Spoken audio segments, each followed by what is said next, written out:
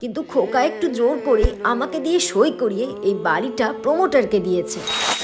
হাসপাতালের বেডে শুয়ে যখন ওর প্রথম আওয়াজ শুনলাম, আয়ামাসি এসে বলল, তোমার ছেলে হয়েছে। তখন আমাকে আর পাইকে, আমার গর্ব, আমার অহংকার, সংসারে আমার দাম সব তখন আকাশ ছোঁয়া। বড় খুকি ছিল ঠিকই, তবে খোকার সাথে স্বামী শ্বশুর বাড়ির লোকের আদর অনেক বেশি পেয়েছি। ওর বাবা থেকে শুরু করে পিসি ঠাকুমা সবাই যেন এই বংশের প্রদীপকে চোখে হারাতো। বড় খুকিকে খুব একটা পড়াশোনা করতে হয়নি, কিন্তু খোকা বড় হতেই আমি ওর পড়াশোনা, টিউশন খরচা, নামি দামি বইপত্রের জন্য আমি একে একে বাপের বাড়ির থেকে দেওয়া সীতাহার, শ্বশুর বাড়ির থেকে পাওয়া কান পাশা সব বিক্রি করে দিয়েছিলাম। ওরা যখন ছোট ছিল তখনই সব ভালো ছিল। একটু বড় হতে বড় খুকির বিয়ে দিয়েছিলাম, কিন্তু শ্বশুর বাড়ির থেকে পণ নিয়ে ওর উপর খুব অত্যাচার করতো।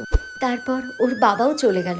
এরই মধ্যে খোকা আমার চাকরি পেল। তখন দ্বিতীয়বার মনে হয়েছিল আমি নতুন করে জীবন খুঁজে পেলাম, যে অভাব অনটন দাঁতে দাঁত চেপে সহ্য করে সবাইকে মানুষ করেছি। খোকার চাকরিতে সব বদলে যাবে। বড় খুকিকেও আর পণের জন্য অত্যাচার সহ্য করতে হবে না। কিন্তু সব হিসেব বদলে গেল। খোকা তার পছন্দের মেয়েকেই বিয়ে করলো। বৌমার বাড়ি তো খুব বড় লোক, আমাদের এই মাটির বাড়ির অভাব অনটন ও কি করে মানিয়ে নেবে? ওরা বেশ ভালোই আলাদা থাকছিল।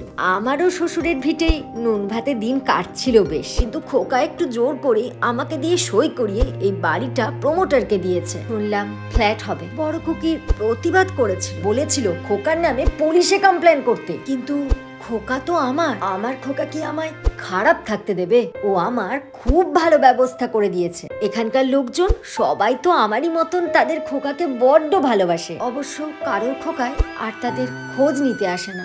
কিন্তু তাতে কি, আমি বৃদ্ধাশ্রমে থাকলেও খোকা তো আমার মস্ত বড় ফ্ল্যাটে সুখে আছে। এতেই আমার শান্তি। আমার খোকা আজও আমার সেই গর্ব। মস্ত ফ্ল্যাটে যায় না দেখা এপার ওপার।